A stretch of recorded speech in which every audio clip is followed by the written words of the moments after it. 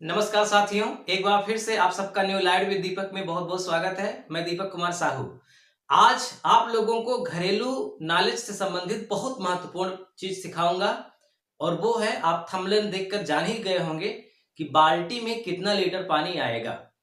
आपके घर में जो उपयोग करने वाली बाल्टी होती है, जिसका आकार इस तरह होता है, आप जानते हैं सब लोग, इसमें कितना लीटर पानी आएगा ये आमतौर पर जितना बता दिया जाता है उतना ही हम सुन लेते हैं और उतना ही मान लेते हैं। लेकिन अब आप आसानी से जान जाएंगे कि इसमें वास्तविक कितना लीटर पानी आएगा। तो इस बाल्टी का आयतन भी निकालना आप सीख जाएंगे और उसी आयतन के हिसाब से पानी आता है तो उसको भी। तो वीडियो में बने रहिएगा, पूरा देखिएगा, कहीं स्किप मत करिएगा। जब पूरा देखेंगे तभी आपका कॉन्सेप्ट क्लियर हो पाएगा, ठीक है? क्योंकि इसमें कैलकुलेशन थोड़ा सा ज्यादा है तो पहली बार समझने में दिक्कत हो सकती है, इसलिए आराम से स्थिर दिमाग से समझिएगा। अब देखिए, आपके सामने एक बाल्टी बनाया है मैंने, कुछ इस प्रकार का आकार होता है। अब इस बाल्टी का हम आयतन निकालेंगे, उसके बाद पता करेंगे कि कितना लीटर पानी आएगा। तो देखिए, इस बाल्टी में ऊपर की मतलब ऊपर का जो हिस्सा होता है वो थोड़ा सा ज्यादा लंबा चौड़ा होता है, उसकी गोलाई ज्यादा होती है, और नीचे वाले की आमतौर पर कम। इसका मतलब कि जो नीचे जिसमें बाल्टी रखी गई है वो एक वृत्त के आकार का है, और जो ऊपर है खाली खुला हुआ वो भी वृत्त के आकार का है। तो इसका मतलब कि इसका भी त्रिज्या होगा और इसका भी। तो त्रिज्या का मतलब बीच से किनारे तक की दूरी, बीच से किनारे तक की दूरी को त्रिज्या कहते हैं, और ऊपर भी बीच से किनारे तक की दूरी को त्रिज्या बोलेंगे। और यहां से जो दोनों त्रिज्याओं को बीच में मिला देगा उसे ऊंचाई बोलेंगे, यानी कि बाल्टी की ऊंचाई। ये देखिए, हाइट h, और यहां से यहां तक त्रिज्या। कैसी त्रिज्या? छोटी त्रिज्या। इसे शॉर्टकट में छोटा r लिखते हैं, और ऊपर वाली को बड़ी त्रिज्या बोलते हैं और बड़ा r लिखते हैं, बड़ा r। और ये ऊंचाई ही है, आप समझ ही रहे हैं, हाइट मतलब ऊंचाई। तो इसमें आपको तीन पैमाइश करनी है। पहली, नीचे वाली त्रिज्या निकालनी है, पेंदी जिसे बोलते हैं। त्रिज्या का मतलब उसका जो मिडिल पॉइंट है, बीच वाला स्थान है, वहां से किनारे तक की दूरी को आप नाप लीजिए, और ऐसे ही ऊपर भी नाप लीजिए। तो त्रिज्या को नापना थोड़ा मुश्किल होता है, तो त्रिज्या को कैसे नापा जाता है ये मैं वीडियो बना चुका हूं। फिलहाल अभी मैं आपको समझाऊंगा कि त्रिज्या को कैसे नापेंगे, लेकिन ऊंचाई नापना बहुत सरल है, ऊंचाई को नापना बहुत सरल है। तो जो बाल्टी मैंने लिया है, इस बाल्टी में जो ऊंचाई है वो है 45 सेंटीमीटर, ठीक है? कितनी ऊंचाई है? 45 सेंटीमीटर। और जो ये छोटी वाली त्रिज्या है ये है 7 सेंटीमीटर, और ये जो बड़ी वाली त्रिज्या है ये है 28 सेंटीमीटर। बड़ी वाली यानी कि ऊपर वाली 28 सेंटीमीटर, नीचे वाली 7 सेंटीमीटर त्रिज्या, और पूरी बाल्टी की ऊंचाई 45 सेंटीमीटर। ध्यान रखिएगा, ऊंचाई ये नहीं है, ये तिरछी ऊंचाई है, इसे ऊंचाई नहीं मानेंगे। ऊंचाई बिल्कुल जमीन से कितनी ऊपर तक है, यानी यहां से यहां या फिर यहां से बिल्कुल सीधा, इसे ऊंचाई बोलते हैं, ठीक? तो पहले आप ये जान लीजिए कि आप त्रिज्या को नापेंगे कैसे, उसके बाद फिर आगे हम बढ़ते हैं। तो आप क्या काम करिए, एक धागा ले लीजिए, सूत, और आप बिल्कुल नीचे से, जहां से उस मतलब बाल्टी जहां से जमीन में टच है, बिल्कुल वहां से बाल्टी के चारों ओर से उसको नाप लीजिए, डोरी लगा लीजिए चारों ओर से। तो जो चारों ओर से डोरी लगाएंगे तो उसको जो भी आएगा उसको परिधि बोला जाता है। और जब आप इसे नापेंगे तो मान लीजिए कि आ गया 44 सेंटीमीटर, नीचे वाला मैंने गोलाई, नीचे वाली की गोलाई 44 सेंटीमीटर आई। आपको निकालना है त्रिज्या, तो मैं पहले बता चुका हूं, फिर देख लीजिए। त्रिज्या बराबर होता है परिधि गुणित 7/44। फार्मूला है परिधि गुणित 7/44। तो परिधि आपकी कितनी है? 44 गुणित 7, फिर नीचे फार्मूले में ही 44 है, 44 से 44 कट गया, सीधा क्या आ गया? 7। तो 7 सेंटीमीटर हमने पहले से ही नाप के रखा है। अगर आप 7 नहीं नाप पाएंगे तो चारों ओर से नापेंगे, जब चारों ओर से नापेंगे तो वो 44 सेंटीमीटर आएगा। फिर 44 से आप करेंगे तो त्रिज्या आ जाएगी 7। इसी तरह से ऊपर भी जब नापेंगे तो ऊपर की परिधि आएगी 176 चारों ओर से।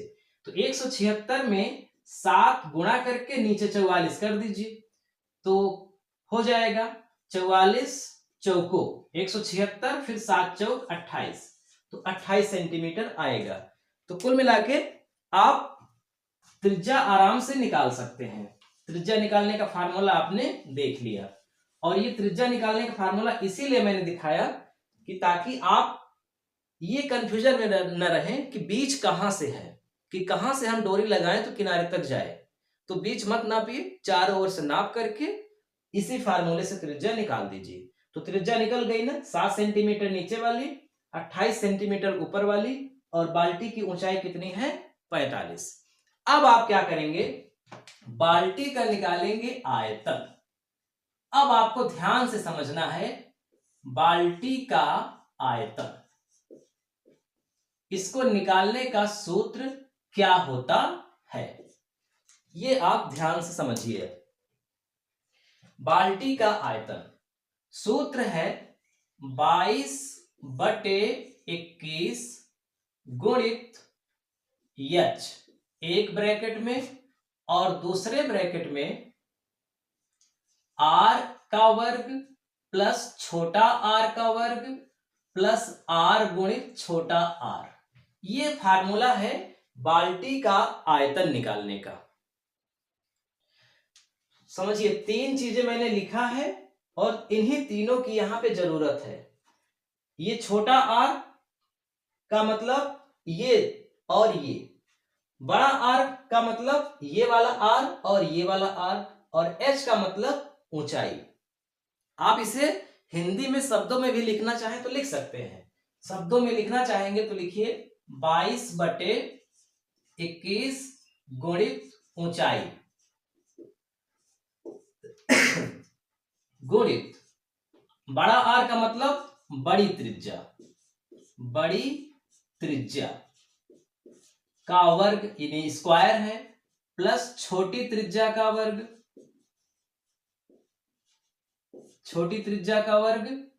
प्लस r गुणित r, मतलब बड़ी त्रिज्या गुणित छोटी त्रिज्या।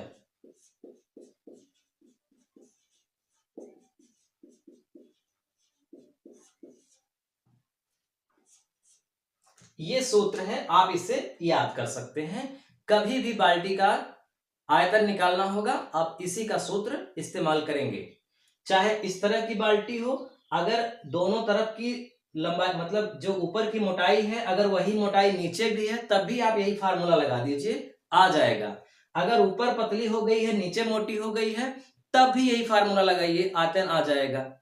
मतलब किसी भी तरह की हो, बाल्टी का आकार हो, वो जरूरी नहीं है कि नीचे पतला हो ऊपर मोटा हो। ऊपर पतला नीचे मोटा हो सकता है, तब भी फार्मूला यही लगेगा। मैं ये बताना चाह रहा हूं। अब समझिए ध्यान से, जो ये फार्मूला मैंने लिखा है उसी में मैं इन अंकों को रख दूंगा। लिखा है 22/7, तो ये तो फार्मूले में है ही, ये तो बदला जाएगा नहीं। ऊंचाई है 45, साफ साफ लिखा है, गुणित बड़ा R का मतलब बड़ी त्रिज्या कितनी है 28, तो 28 के घाते 2, यानी कि 28 को 2 बार लिखो, 28 गुणित 28, प्लस छोटी त्रिज्या मतलब 7 को 2 बार लिखो, 7 गुणित 7, क्योंकि वर्ग लगा है ना, स्क्वायर लगा है, प्लस बड़ी त्रिज्या गुणित छोटी त्रिज्या, यानी कि बड़ी त्रिज्या 28 गुणित छोटी त्रिज्या 7। इसको हल कर दीजिए, 22 का 45 में गुणा कर दीजिए। 22 का 45 में गुणा करेंगे तो आएगा 990, और नीचे बटे 2, अभी ब्रैकेट बना रहने दीजिए, सॉरी बटे 21, गुणित, इसको हल करिए, 28 का 28 में गुणा करेंगे 784 आएगा, 784, धन 7 का 7 में गुणा 7×7 = 49, धन 28 का 7 में गुणा करेंगे 196 आएगा। अब क्या होगा, 990 गुणित इन तीनों का जोड़, क्योंकि 784 धन 49 धन 196, तीनों को जोड़ेंगे तो आएगा 1029, और इनके नीचे क्या लिखा जाएगा 21। अब क्या होगा, इन दोनों का गुणा करिए तो 10 18 710, 10 18 710 बटे 21, यानी इसका इसमें भाग करिए। जब भाग करेंगे तो आएगा 48,510, 48,510। ये आयतन आ गया घन सेंटीमीटर। आयतन के लिए हमेशा घन लिखा जाता है, क्षेत्रफल के लिए हमेशा वर्ग लिखा जाता है। तो चूंकि आयतन निकाला है तो 48,510 घन सेंटीमीटर, क्योंकि सारी माप सेंटीमीटर में है। आपने एक चीज समझा कि बाल्टी का आयतन निकालना होगा तो हमें छोटी त्रिज्या और बड़ी त्रिज्या और ऊंचाई पता होनी चाहिए। उसके अनुसार इस फार्मूले से हम गुणा भाग जोड़ घटाना करके आयतन निकाल लेंगे। आयतन निकलने के बाद अब हमारा दूसरा स्टेप आता है कि इसमें कितना पानी आएगा। तो अब इसके लिए आपको दो चीजें याद होनी चाहिए। मैं इसको इधर मिटा रहा हूं ताकि आपको अच्छे से समझा सकूं। आपको दो चीजें मालूम होना चाहिए, घन मीटर में कितना आता है और घन सेंटीमीटर में। तो देखिए, मैं स्टार करके लिख रहा हूं, एक घन मीटर। एक घन मीटर अगर कोई भी चीज है, जैसे मान लीजिए कि एक गड्ढा खोदा गया, 1 मीटर लंबा, 1 मीटर चौड़ा और 1 मीटर गहरा, तो इस गड्ढे में 1000 लीटर पानी आएगा। ये एकदम सत्य है, इसको आपको ध्यान में रखना है। जैसे आपके छत की कोई टंकी है, उसकी लंबाई 1 मीटर, चौड़ाई 1 मीटर और ऊंचाई भी 1 मीटर है, तो इसका मतलब उसमें कितना पानी आएगा 1000 लीटर। ठीक है। अब दूसरी बात कि अगर आपने मीटर से नहीं नापा है, आपने इसकी तरह सेंटीमीटर से नापा है, तो आपको सेंटीमीटर वाला भी पता होना चाहिए कि एक घन सेंटीमीटर में कितना पानी आएगा। तो एक घन सेंटीमीटर में 0.001 लीटर पानी आएगा। इसका मतलब कि 1 सेंटी लंबा, 1 सेंटी चौड़ा और 1 सेंटी ऊंचा या गहरा, इस तरह का कोई गड्ढा है या कोई डिब्बा है, उसमें पानी भरेंगे तो 0.001 लीटर पानी आएगा। अब ये पॉइंट में है, इसका मान क्या होता है उससे आपको मतलब नहीं है, आपको याद रखना है केवल। अगर इस बाल्टी की लंबाई मतलब ऊंचाई मीटर में होती, त्रिज्या छोटी और बड़ी त्रिज्या मीटर में लिखी होती, तो जितना आयतन आता उसमें आप 1000 का गुणा करते। लेकिन ये बाल्टी की लंबाई यानी कि ऊंचाई और त्रिज्या सेंटीमीटर में है, इसलिए आप जो आयतन निकाले हैं वो घन सेंटीमीटर में आया है, इसलिए आपको इस आयतन में इसका गुणा करना है। घन सेंटीमीटर वाले के में जितना लीटर पानी आता है उसका गुणा करना है। तो आपका आयतन कितना आया है 48510, 48,510 घन सेंटीमीटर। और चूंकि एक घन सेंटीमीटर में 0.001 लीटर पानी आता है, इसलिए जितना भी घन सेंटीमीटर होगा उसमें इसी का गुणा होगा। समझ में आ रही बात? अगर घन मीटर में होगा तो 1000 का करेंगे, घन सेंटीमीटर में होगा तो इसका करेंगे। अब गुणा करने के बाद क्या आएगा? गुणा करने के बाद आएगा 48.5, ये दिख भी रहा है भाई, डबल जीरो है, गुणा करने पे आगे चला जाएगा तो यहां से यहां चला आएगा दशमलव, 48.51 लीटर, यानी लगभग 48.5 लीटर पानी इस बाल्टी में आएगा। ठीक, अगर मान लीजिए कि इसकी लंबाई ज्यादा हो जाएगी यानी ऊंचाई ज्यादा हो जाएगी तो उसी के अनुसार पानी ज्यादा आएगा, ऊंचाई कम रहेगी तो कम आएगा। यानी कि पानी की मात्रा डिपेंड करती है इसकी ऊंचाई और त्रिज्याओं से। त्रिज्या ज्यादा चौड़ी रहेगी, लंबी रहेगी, बड़ी रहेगी तो यकीनन ज्यादा आएगा, छोटी होगी तो कम आएगा। तो इसी तरह से आपको करना है। देख लीजिए, आप इसका स्क्रीनशॉट ले लीजिए।